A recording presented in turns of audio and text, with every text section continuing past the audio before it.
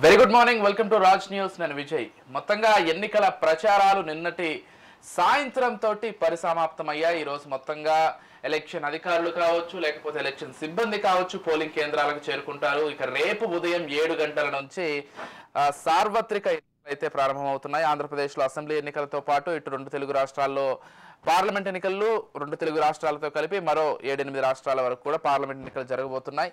మొత్తంగా రేపు ఎన్నికల నేపథ్యంలో ఇప్పటికే తెలుగు రాష్ట్రాలకు సంబంధించి గతంలో ఎన్నడూ లేని విధంగా ఆంధ్రప్రదేశ్లో అయితే అటు అంటే బయటి ప్రాంతాల్లో ఉన్నారు, హైదరాబాద్ కావచ్చు, బెంగళూరు కావచ్చు, చెన్నై కావచ్చు, లేకపోతే దేశంలో ఇతర ఏ ప్రాంతాల్లో ఉన్నా కానీ ఇప్పటికే ఆంధ్రప్రదేశ్కు పూర్తి స్థాయిలో చేరుకుంటున్నారు.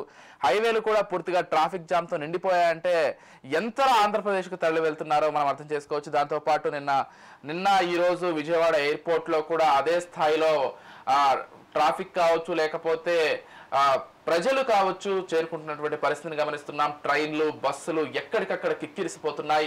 కేవలం భారతదేశంలో ఉన్నటువంటి తెలుగు వాళ్ళే కాదు, ప్రపంచంలో ఉన్నటువంటి అంటే ఇతర దేశాల్లో ఉన్నటువంటి వాళ్ళు కూడా ఈసారి ఓటేయడానికి అత్యధికంగా వస్తున్నారని మనకి సమాచారం అంతోంది. వీటితో పాటుగా ఎలక్షన్స్ కి సంబంధించిన డీటెయిల్స్ తో పాటుగా మరోవైపు దువ్వూరి సుబ్బారావు, ఆర్బీఐ మాజీ గవర్నర్ ఎవరైతే ఉన్నారో ఆయన రాసినటువంటి ఆత్మకథ just a mercenary notes from my life and career అనే ఒక ఆత్మకథలో ఆయన కొన్ని విషయాలను ప్రస్తావించారు. ప్రస్తుతం అవి దేశవ్యాప్తంగా కూడా చర్చకు వస్తున్నాయి. అందులో ప్రధానంగా ఐఏఎస్, ఐపీఎస్ వ్యవస్థలకు సంబంధించి ఆయన ప్రస్తావించారు.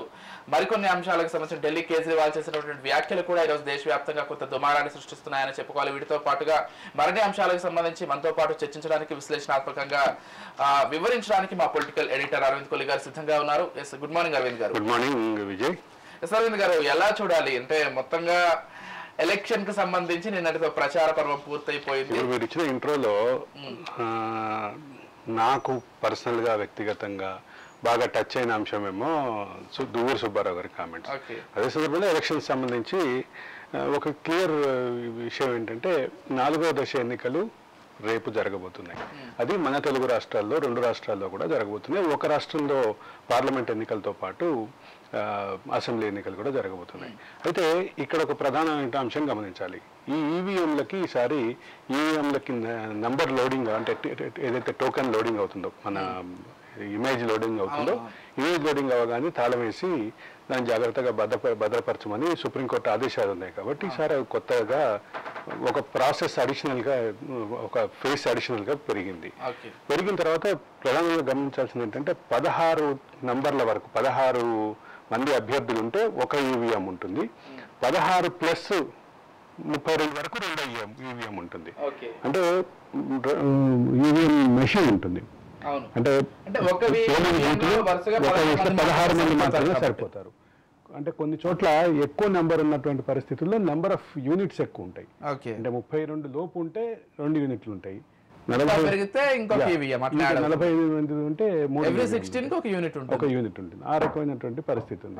ఇక అది పక్కన పెడితే ఇప్పుడు కొత్తగా వచ్చినటువంటి ఈ సంవత్సరం ఈ 2024 ఎన్నికల్లోనే కొత్తగా వచ్చింది ఓట్ ఫ్రమ్ హోమ్. అవును, ఓట్ ఫ్రమ్ హోమ్ అనేది 80 ఏళ్ళ పైబడినటువంటి వృద్ధులకి ఇంటి దగ్గర ఓటు వేసే అవకాశం కల్పిస్తున్నారు. అది ఈసారి ఒక రిమార్కబుల్ చేంజ్. భారత ప్రజాస్వామ్య ప్రక్రియ, ఎన్నికల ప్రక్రియలో ఒక పెద్ద సంస్కరణగా చెప్పాలి. ఇంతకుముందు పెద్దవాళ్ళని తీసుకువెళ్లే క్రమంలో వాళ్ళకి ఓట్లు సరిగా కనిపించలేదని రకరకాల ఆరోపణలు ఉన్నాయి. వాళ్ళని తీసుకువెళ్లే క్రమంలో జరిగినటువంటి ఇబ్బందులు, దాన్ని తీసుకువెళ్ళటానికి రాజకీయ పార్టీల మధ్య జరిగినటువంటి ఘర్షణలు, ఇవన్నీ కూడా మనం చూసినటువంటి నేపథ్యంలో ఇప్పుడు ఇది ఒక రిమార్కబుల్ చేంజ్గానే చెప్పాలి, ఒక పెద్ద సంస్కరణగానే చెప్పాలి. ఇది చాలా సుదీర్ఘకాలం నుంచి ఉన్నటువంటి డిమాండే. ఆ డిమాండ్కి ఇప్పుడు కార్యరూపం దాల్చడం అంటే ప్రజాస్వామ్య ప్రక్రియలో వస్తున్నటువంటి సంస్కరణలో మొదటి నుంచి మనం కనుక క్లోజ్గా అబ్జర్వ్ చేస్తే మన కళ్ళ ముందే చాలా మార్పులు కనిపిస్తున్నాయి. ఈవీఎంలు రావటం ఒక పెద్ద రిమార్కబుల్ చేంజ్ అయితే ఇప్పుడు ఇటువంటి కొన్ని అంశాలు కూడా ఈసారి ఇంకొక చేంజ్ ఏంటంటే వృత్తిపరంగా పూర్తి స్థాయిలో విధి నిర్వహణలో ఉండే జర్నలిస్టులకి ఈసారి పోస్టల్ బ్యాలెట్ అవకాశం. అంటే సర్వీసెస్లో ఉన్నటువంటి పోలీసులకు ఇచ్చినట్టుగా, సర్వీసెస్లో ఉన్నటువంటి ఆర్మీ వాళ్ళకి ఇచ్చినట్లుగా జర్నలిస్టులు కూడా, ఎందుకంటే జర్నలిస్టులు కూడా ఒక పోలింగ్ బూత్ దగ్గర ఉండేటటువంటి పరిస్థితి ఉండదు. నాకు బాగా గుర్తు 2018 ఎన్నికల్లో నేను లైవ్ షోలో నుంచి మధ్యలో బ్రేక్ ఇచ్చి వేరే నా కొలీగ్కి అది స్క్రీన్ హ్యాండ్ ఓవర్ చేసి నేను వెళ్ళి ఓటేసేసరికి అక్కడికి నేను అప్పుడు పనిచేసినటువంటి ఛానల్కి సంబంధించినటువంటి లైవ్ యూనిట్ వస్తే అక్కడి నుంచే అదే లైవ్ ఇచ్చినటువంటి ఎగ్జాంపుల్. ఇటువంటి మనకి సహజంగానే అంటే స్టూడియోలో ఉండే వాళ్ళకే ఈ పరిస్థితి ఉంటే ఇంకా సహజంగానే ఫీల్డ్లో ఉండేటువంటి జర్నలిస్టులు కొన్ని ముఖ్యంగా కొన్ని కీలకమైనటువంటి సమస్యాత్మక ప్రాంతాల్లో పోలీసులు ఎట్లా అలర్ట్గా ఉంటారో జర్నలిస్టులు కూడా అదే రకమైన అలర్ట్గా ఉండాలి. ముఖ్యంగా వీడియో జర్నలిస్టులు అలర్ట్గా ఉండాలి, ఫోటో జర్నలిస్టులు అలర్ట్గా ఉండాలి. ఈ సందర్భంలో ఇవాళ కూడా ఈరోజు అవకాశం ఇచ్చినటువంటి పరిస్థితి. అంటే నేను ఎందుకు ఇదంతా చెప్తున్నాను అంటే ఒక క్లియర్ ఇండికేషన్ ఏంటంటే ప్రజాస్వామ్య ప్రక్రియలో ఇదొక పెద్ద పండగ. ఎన్నికలకు సంబంధించినటువంటి ఏర్పాట్లు, ఎన్నికలకు సంబంధించిన రాజకీయ వాద ప్రతివాదాలు, ఇది ప్రస్తుతం ఉన్నటువంటి పరిస్థితి. ఇక ఆంధ్రప్రదేశ్కి పెద్ద ఎత్తున అన్ని బార్డర్ చెక్ పోస్టులు, బార్డర్ టోల్ గేట్లన్నీ రద్దీగా ఉన్నాయి. కర్ణాటక నుంచి వచ్చేస్తున్నారు, తమిళనాడు నుంచి వస్తున్నారు, ఆంధ్ర నుంచి వస్తున్నారు. ఎయిర్పోర్ట్లన్నీ బిజీగా ఉన్నాయి, ఎయిర్పోర్ట్లో బాగా రద్దీగా ఉంది. అంటే విశాఖ ఎయిర్పోర్ట్ కానీ, గన్నవరం ఎయిర్పోర్ట్ కానీ, తిరుపతి ఎయిర్పోర్ట్ కానీ బాగా పూర్తి స్థాయిలో రద్దీగా ఉన్నటువంటి పరిస్థితి. ఇటువంటి నేపథ్యంలో నేను ఒక విషయం మళ్ళా క్లియర్గా చెప్పాలి.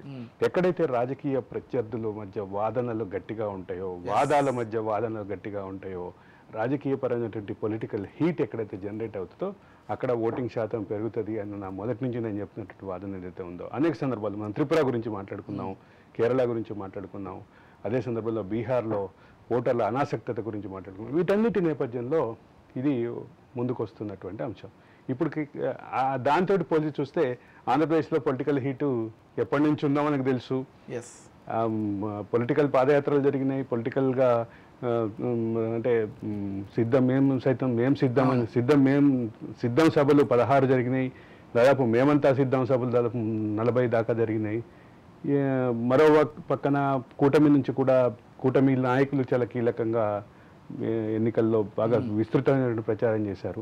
ఇటువంటి నేపథ్యంలో పొలిటికల్ హీట్ జనరేట్ అయింది కాబట్టి ఖచ్చితంగా అక్కడ ఎంత పొలిటికల్ హీట్ ఉందంటే ఆంధ్రప్రదేశ్లో నాకు తెలిసినటువంటి యుఎస్లో ఉండేటువంటి ఒక కుటుంబం వాళ్ళు దాదాపు 15 ఏళ్ల క్రితం యుఎస్కి వెళ్ళారు.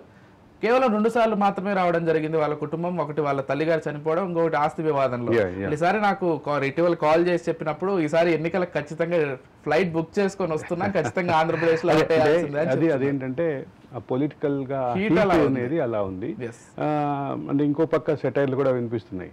ఆంధ్రప్రదేశ్లో ఉన్న ప్రజలు, ఆంధ్రప్రదేశ్లో ఉన్నటువంటి వాళ్ళకంటే కూడా బయట రాష్ట్రాలలో ఉన్నటువంటి వాళ్ళు, విదేశాల్లో ఉన్నటువంటి ప్రవాసాంధ్రులు ఎక్కువగా పనిచేస్తున్నారు, అక్కడి నుంచి ఫోన్లు చేసి వాళ్ళు ప్రచారాలు చేస్తున్నారు అని ఒక అంశం కూడా ప్రచారంలో ఉంది. దానికి సంబంధించి కొన్ని వీడియోలు కూడా సర్క్యులేషన్లో ఉన్నాయి. అంటే ఇక్కడ ప్రధానంగా గమనించాల్సింది ఏంటంటే రాష్ట్రంలో ఆ పొలిటికల్ హీట్, పొలిటికల్ చర్చ ఉంది కాబట్టి బయట నుంచి వచ్చేవాళ్ళు అట్లా పెద్ద ఎత్తున వస్తున్నారు అనేది భావించాలి విజయ్. ఇక దీంతో పాటుగా ఏదైతే కేజ్రీవాల్ అంశానికి సంబంధించి కూడా కేజ్రీవాల్ చేసినటువంటి వ్యాఖ్యలు కొంత దుమారాన్ని రేపాయి. ముఖ్యంగా బీజేపీలో అంతర్గతంగా ఇది ఖచ్చితంగా చర్చకు దారితీసిందని చెప్పుకోవాలి. అంటే బీజేపీలో అంతర్గతంగా చర్చకు దారితీసింది అనే అంశంలో నాకు కొన్ని భేదాభిప్రాయాలు. ఇవాళ మోడీని కాదని బీజేపీ ఏ డెసిషన్ తీసుకునే పరిస్థితిలో ఉందని నేనైతే అనుకోవట్లేదు. ఎందుకంటే మోడీ ఒక ప్రభావశీలమైన శక్తిగా ఉన్నారు. కంటి చూపుతో మొత్తం బీజేపీని కానీ దేశాన్ని కానీ శాసిస్తున్నటువంటి పరిస్థితిలో కానీ అటువంటి పరిస్థితుల్లో మోడీని తప్పించడం అనేది బీజేపీ కార్యకర్తలకి ఇప్పటికిప్పుడు డైజెస్ట్ అయ్యే అంశం కాదు. కానీ రాబోయే బర్త్డేకి మోడీ 75 సంవత్సరాలు పూర్తి చేసుకోబోతున్నటువంటి నేపథ్యంలో 75 సంవత్సరాల నిబంధన అనేది బీజేపీలో గతంలో అనేక మందిని క్రియాశీలక రాజకీయాల నుంచి దూరం పెట్టడానికి, పదవుల నుంచి దూరం పెట్టడానికి కారణమైంది. అందుకు మన అద్వానీకి మినహాయింపు దక్కలేదు, మురళీ మనోహర్ జోషికి మినహాయింపు దక్కలేదు, అందరూ పెద్దక్కగా పిలిచే సుమిత్రా మహాజన్కి తప్పలేదు. ఇట్లా చాలామందిని ప్రధాన శ్రవంతి నుంచి మన భైరవ్ సింగ్ షెకావత్ ఉపరాష్ట్రపతిగా చేసినటువంటి భైరవ్ సింగ్ షెకావత్ ఇట్లా చాలామందికి సంబంధించినటువంటి అంశం ప్రధానంగా చర్చలోకి ఉంది. అంటే ఈ కీలకమైనటువంటి రాజకీయ ఎరైనా నుంచి 75 సంవత్సరాలు రాగానే ప్రధాన రాజకీయ నుంచి తప్పుకోవటం అనేది బీజేపీలో ఒక పద్ధతిగా ఒక సాంప్రదాయంగా పెట్టారు. ఆ పెట్టినటువంటి దాన్ని అంటే మోడీ హయాంలో ఇంకా కరెక్ట్గా ఇంప్లిమెంట్ చేశారు. మురళీ మనోహర్ జోషి దగ్గర నుంచి మొదలుపెట్టండి. బీజేపీలో మురళీ మనోహర్ జోషి, అద్వానీ, వాజ్పేయి అంటే వాళ్ళ ఒక ఫౌండింగ్ లీడర్సు, దేశవ్యాప్తంగా ఒక అంటే బీజేపీ యొక్క ఉద్యమాన్ని ఐకానిక్ లీడర్స్గా చెప్పేవాళ్ళు. వాళ్ళకే తప్పలేదు. అటువంటి నేపథ్యంలో మోడీ విషయంలో ఈ డెసిషన్ తీసుకోవాలి వద్దా అని బీజేపీలో జరుగుతున్నా జరగదా పక్కన పెట్టి అరవింద్ కేజ్రీవాల్ మాత్రం ఒక తేనె తుట్టని కదిపినట్టుగానే చెప్పాలి. అంటే నేను ఎందుకు అంటున్నా అంటే బీజేపీలో అంతర్గతంగా ఒక చర్చ జరుగుతుందని. యోగి ఆదిత్యనాథ్కి సంబంధించి కూడా బీజేపీలో చాలా మంది మోదీ తర్వాత యోగి రావాలని, మోడీ తర్వాత యోగి రావాలన్నటువంటి బీజేపీలో జరుగుతున్న చర్చకే అరవింద్ కేజ్రీవాల్ ఇంకో రూపం ఇచ్చారు. అమిత్ షానే వస్తారు. అరవింద్ కేజ్రీవాల్ చెప్పిన లెక్క ప్రకారం అయితే త్వరలోనే యోగి ఆదిత్యనాథ్కి పదవి అంటే పదవి కోల్పోబోతున్నారు అన్నట్టుగా చెప్పారు. సైడ్ చేయబోతున్నారు, ఆయన మెయిన్ స్ట్రీమ్ లో ఉండనివ్వరు అనేది ఆయన చెప్పినటువంటి అంశం. సరే, ఈ అంశం బీజేపీకి సంబంధించిన అంతర్గత అంశం అయినప్పటికీ దీన్ని రాజకీయంగా ప్రధానమైనటువంటి చర్చలోకి తీసుకురావడం ద్వారా అరవింద్ కేజ్రీవాల్ ఆ మేరకు సక్సెస్ అయినట్టుగా చెప్పాలి. రాజకీయ చర్చలోకి అయితే తీవ్రంగానే తీసుకొచ్చినటువంటి విషయం. అవును. ఇకపోతే దువ్వూరి చేసినటువంటి వ్యాఖ్యలు, ఆయన ఆత్మకథలో ఏదైతే రాసుకుంటూ ఐపీఎస్ ఐఏఎస్ వ్యవస్థలకు సంబంధించి ఎప్పుడో బ్రిటిష్ కాలంలో తీసుకొచ్చిన స్టీల్ ఫ్రేమ్లు, ఈ స్టీల్ ఫ్రేమ్లు ఇప్పుడు తుప్పు పట్టిపోయాయి, కొత్త వ్యవస్థలు రావాలి, లేకపోతే ఈ వ్యవస్థని పూర్తిగా సంస్కరించాలంటూ ఆయన కొన్ని కామెంట్స్ చేశారు. ఖచ్చితంగా ఐఏఎస్ ఐపీఎస్లకి సెలక్షన్, యూపీపీఎస్సీ సెలక్షన్ ప్రాసెస్ విషయంలో జరిగినటువంటి సంస్కరణలు ఐఏఎస్ ఐపీఎస్ల విధి నిర్వహణ విషయంలో కానీ ఐపీఎస్ల శిక్షణ విషయంలో కానీ జరగలేదు అనేది వాస్తవం. ఫిల్టరేషన్ ఏదైతే సెలక్షన్ ప్రాసెస్ ఉందో, సెలక్షన్ ప్రాసెస్లో చాలా కొత్త మార్పులు వచ్చినాయి. కొత్త ఇంటర్వ్యూ మెథడ్స్ మారినాయి, ఎగ్జామ్ మెథడ్స్ మారినాయి. ఇట్లా రకరకాల మార్పులు వచ్చినాయి. అది కూడా నాట్ అప్ టు మార్క్ అనేటటువంటి అంటే విద్యార్థికులు ఉన్నారు, ప్రొఫెసర్లు ఉన్నారు, దానికి సంబంధించి స్పష్టమైనటువంటి అభిప్రాయాలు ఉన్నటువంటి వాళ్ళు ఉన్నారు. సరే, అది కాసేపు పక్కన పెడితే just mercenary notes from my life and career, ఇది ఒక సంచలనం. ఇప్పుడు ఆయన పుస్తకం గత నెల 24వ తారీఖు రిలీజ్ అయింది. అయితే 24వ తారీఖు రిలీజ్ అయితే ఇవాళ ఎందుకు మనకి చర్చలోకి వచ్చిందంటే ఆయన ఐఏఎస్ ఐపీఎస్ల మీద చేసినటువంటి, ఐఏఎస్ ఐపీఎస్ వ్యక్తులు కాదు, ఐఏఎస్ ఐపీఎస్ సిస్టమ్ మీద చేసినటువంటి విమర్శలు చాలా కీలకంగా మారినాయి. ఆయన చాలా సూటిగా స్పష్టంగా చేసినటువంటి ఆ విమర్శల సారం మాత్రం ఐఏఎస్ ఐపీఎస్ల వ్యవస్థని మార్చాలి. ఇప్పుడు ఒక పక్కన national police academy, Sardar Vallabhbhai Patel national police academy మన హైదరాబాద్ నగరంలోనే ఉంది. మిస్సోరీలో ఐఏఎస్లకి సంబంధించిన శిక్షణ అకాడమీ ఉంది. ఈ రెండు చోట్ల జరిగేటటువంటి శిక్షణ కార్యక్రమాలు, ఇంకొక విషయం గమనించాలి, గత 10-20 సంవత్సరాలుగా ఏం లేదన్నా ఒక 5-6 సార్లన్నా ట్రైనీ ఐపీఎస్లు బయటకు వచ్చి రకరకాల అంటే వాళ్ళు పార్టీ చేసుకుని కొన్ని సందర్భాల్లో డ్రగ్స్ వాడారనే ఆరోపణలు కూడా ఉన్నాయి. ఇటువంటివి కూడా కొన్ని చోట్ల ఖచ్చితంగా ఇబ్బందికరంగానే ఉంది. ట్రైనీ ఐపీఎస్లకి సంబంధించినటువంటి విషయాలు మన నగరంలో ఉంది కాబట్టి మనం చూడగలుగుతున్నాం. ట్రైనీ ఐఏఎస్లకు విషయంలో కూడా కొన్ని వివాదాలు ఉన్నాయి. అంటే వాళ్ళు ఇంటర్న్షిప్ కార్యక్రమం సందర్భంగా ఆ ప్రోటోకాల్ ఏదైతే ఉండో మన బ్రిటిష్ కాలం నాటి ఆర్డర్లీ సిస్టమ్ కానీ బ్రిటిష్ కాలం నాటి ఈ అంటే ప్రోటోకాల్ సిస్టమ్ ఉందో ఆ ప్రోటోకాల్స్ని అర్థం చేసుకునే క్రమంలో వాళ్ళు గ్రామ స్థాయిలో పనిచేయాల్సినటువంటి పరిస్థితిలో అప్పుడే వాళ్ళకి ఆ వ్యవస్థ యొక్క అవశేషాలు, ఆ వ్యవస్థ యొక్క చెడు లక్షణాలు ఏవైతే ఉన్నాయో అవే అభ్యస్తున్నాయి అనేది ఒక విమర్శ. ఇది పక్కన పెడితే ఐఏఎస్ ఐపీఎస్లకి సంబంధించినటువంటి సర్వీస్ రూల్స్ కూడా మారాలి అనేటటువంటి అంశం కూడా చాలా కాలం నుంచి ప్రధానంగా చర్చలో ఉంది. ఇప్పుడు నేను చిన్న ఉదాహరణ చెప్తా. అత్యంత ఎక్కువ అవినీతి ఆరోపణలు ఎదుర్కొంటున్నటువంటి ఒక ఐఏఎస్ అధికారికి సంబంధించినటువంటి ప్రస్థానం చూస్తే ఆయన హైదరాబాద్ కలెక్టర్గా ఉన్నప్పుడు ఆయన మీద అలిగేషన్స్ ఉన్నాయి. ఆ అలిగేషన్స్ తర్వాత అంటే హైదరాబాద్ కలెక్టర్గా ఆయనని బదిలీ చేసిన తర్వాత పాత డేట్ తోటి ఫైల్స్ క్రియేట్ చేసి సంతకాలు తీసుకోవటం కోసం ఒక ఆటోలో వెళుతుంటే ఆటోని లకడీ కప్పులో పట్టుకున్నటువంటి విషయం కూడా గుర్తుంది నాకు. అదే ఐఏఎస్ అధికారి తర్వాత వివిధ దశలు మారుతూ ఆయన ఏ శాఖలో ఉన్నా వివాదాలు చుట్టే తిరిగింది ఆయన్ని. చివరికి అత్యంత అంటే వివాదరహితంగా ఉండేటటువంటి, అంటే వివాదాలు అంటే అంటే ఐఎన్పిఆర్ మీద, ఇన్ఫర్మేషన్ పబ్లిక్ రిలేషన్స్ మీద ఉండేటువంటి వివాదాలు ఏముంటాయి, సమాచార పౌర సంబంధాల శాఖ మీద, ఎవరైనా మ్యాగజైన్లకో మీడియాకో లేదంటే ఒక పేపర్కో అంటే అడ్వర్టైజ్మెంట్లు ఇవ్వటంలో కొంత పక్షపాతం చూపిస్తారు, ఇట్లాంటి వివాదాలు ఉంటాయి. కానీ అంతకంటే ఎక్కువ వివాదాలు నాకు తెలిసి సమాచార పౌర సంబంధాల శాఖలో అటువంటి వివాదాలు ఎదుర్కొన్నటువంటి ఐఏఎస్ అధికారి ఆయనే. అటువంటి వ్యక్తి తర్వాత రకరకాల దశలు మారుతూ ఎక్కడ ఉన్నా ఆయన చుట్టూ వివాదాలే. ఇంటర్మీడియట్ బోర్డులో ఆయన ఉన్నప్పుడు ఆయన చుట్టూ వివాదమే. ఆ తర్వాత అంటే నేను ఇది ఉదాహరణగా చెప్తున్నా, ఒక వ్యక్తికి సంబంధించినటువంటి ఒక ఐఏఎస్ అధికారికి సంబంధించినటువంటి ప్రస్థానం చెప్తున్నా. ఆ ఐఏఎస్ అధికారికి సంబంధించినటువంటి ఆస్తుల మీద వివాదం ఉంది. ఆ ఐఏఎస్ అధికారికి సంబంధించినటువంటి బంధువులకి, సమీప బంధువులకి ఒక ప్రముఖ యూనివర్సిటీలో, ప్రముఖ ప్రైవేట్ యూనివర్సిటీలో, పంజాబ్లో ఉన్నటువంటి ప్రముఖ ప్రైవేట్ యూనివర్సిటీలో పార్ట్నర్షిప్కి సంబంధించిన వివాదం ఉంది. కానీ ఇవన్నీ ఉంటే ఆయన డిఓపిటీకి రెగ్యులర్గా సబ్మిట్ చేసేటటువంటి ఇన్కమ్ ట్యాక్స్ ఏదైతే స్టేట్మెంట్ ఉందో ఆ స్టేట్మెంట్లో వీటికి సంబంధించినటువంటి ఏం లేవు. భార్యకి సంబంధించినటువంటి ఆస్తులకి సంబంధించింది ఏం లేదు. తర్వాత ఇంకొక ప్రధాన పదవిలో ఉన్నటువంటి ఒక ముఖ్యమైనటువంటి పదవిలో ఉండి రిటైర్ అయినటువంటి విఆర్ఎస్ తీసుకున్నటువంటి మరొక ఐఏఎస్ అధికారి, ఆ ఐఏఎస్ అధికారి చుట్టూ కూడా వివాదాలు ఉన్నాయి.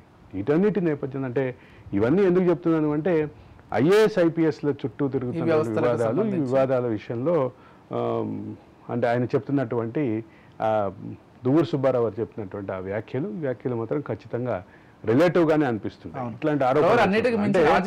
ఇంకొక విషయం ఏంటంటే ప్యూరిటీ టెస్ట్ ఎవరు చేయాలి? ఐఏఎస్ అధికారులు, ఐపీఎస్ అధికారులని ప్యూరిటీ టెస్ట్ వాళ్ళు చేసుకోవడానికి ఆ మెకానిజం ఉంది, వాళ్ళకు ఒక డిక్లరేషన్ మెకానిజం ఉంది. కానీ ఆచరణలో ఆ రకమైనటువంటి అంశాలు లేవు. సెల్ఫ్ డిక్లరేషన్లో ఉంటే ఉంది, కానీ దానికి సంబంధించిన అంశంలో చాలా వివాదాలు ఉన్నాయి. కాబట్టి ఖచ్చితంగా ఈ సంస్కరణల దిశలో ప్రస్తుతం అంటే భారతదేశంలో ప్రపంచవ్యాప్తంగా ఆర్థిక సంస్కరణలు, పరిపాలనా సంస్కరణలు ఉధృతంగా జరుగుతున్నటువంటి అంటే వేగం, దానికి సంబంధించినటువంటి స్పీడప్, గేరప్ అవుతున్నటువంటి ప్రస్తుత చర్చలో, ప్రస్తుత నేపథ్యంలో ఖచ్చితంగా ఐఏఎస్ ఐపీఎస్ల మీద చెక్ అవసరం. ఐఏఎస్ ఐపీఎస్లకు సంబంధించినటువంటి ఈ పర్టికులర్ ఆరోపణలు ఏవైతే ఉన్నాయో ఈ ఆరోపణల మీద ఖచ్చితంగా చర్చ జరగాలి. ఇక దువ్వూరు సుబ్బారావు గారు మాట్లాడినటువంటి ఒక ప్రధాన అంశం ఏంటంటే బ్రిటిష్ కాలం నాటి సిస్టమ్స్కే అలవాటు పడిపోయాం మనం. బ్రిటిష్ కాలం నాటి సిస్టమ్స్కి అలవాటు పడటం మూలంగానే ఇంకా అవశేషాలు, దానికి సంబంధించినటువంటి ఈ వివాదాలన్నీ వస్తున్నాయి. కాబట్టి అన్ని అంటే నేను ఇందాకే చెప్పాను, యూపీపీఎస్సీ సెలక్షన్లో జరిగినటువంటి సంస్కరణలు ఐఏఎస్ అధికారులుగా వీళ్ళు బయటకు వచ్చిన తర్వాత, ఐపీఎస్ అధికారులుగా బయటకు వచ్చిన తర్వాత వీళ్ళ అంటే వ్యవస్థ మీద వీళ్ళకి సంబంధించినటువంటి పట్టు, అదే సందర్భంలో వాళ్ళకి సంబంధించినటువంటి వివాదాలు రెండు అంటే ఆ అధికారి నిర్వహించే బాధ్యతలు, అధికారి మీద వచ్చేటటువంటి ఆరోపణలు, ఈ రెండింటి విషయంలో మాత్రం ఆ పరిపాలనా సంస్కరణలు ఆ దిశగా వెళ్ళలేదు. అనేక పరిపాలనా సంస్కరణలకి వేదికైనటువంటి ఆంధ్రప్రదేశ్ రాష్ట్రం తెలుగు నేల మీద ఉంటే మూడు ఆంధ్రప్రదేశ్గా ఉన్నప్పుడు అనేక పరిపాలనా సంస్కరణలు జరిగినాయి తెలుగు నేల మీద. ముఖ్యంగా రిమార్కబుల్ అడ్మినిస్ట్రేటివ్ రిఫార్మ్స్ కూడా క్లియర్గా ఇక్కడ ఉన్నాయి. సెంటర్ ఫర్ గుడ్ గవర్నెన్స్ అని ఒక సంస్థను ఏర్పాటు చేసుకున్నాం మనం. ఇప్పుడు 2 రాష్ట్రాలను విడిపోయిన తర్వాత 2 రాష్ట్రాలను ఉంది. సెంటర్ ఫర్ గుడ్ గవర్నెన్స్ ద్వారా పరిపాలన సంస్కరణలకి ప్రాతినిధ్యం ఇచ్చి ముందుకెళ్ళాం. ఆ రకమైనటువంటి సంస్కరణలు బీజేపీ కూడా శిక్షా స్మృతులకు సంబంధించి కూడా బ్రిటిష్ కాలంలో ప్రవేశపెట్టిన అంటే అక్కడ జరిగింది ఏంటంటే జస్ట్ పేరు మారింది.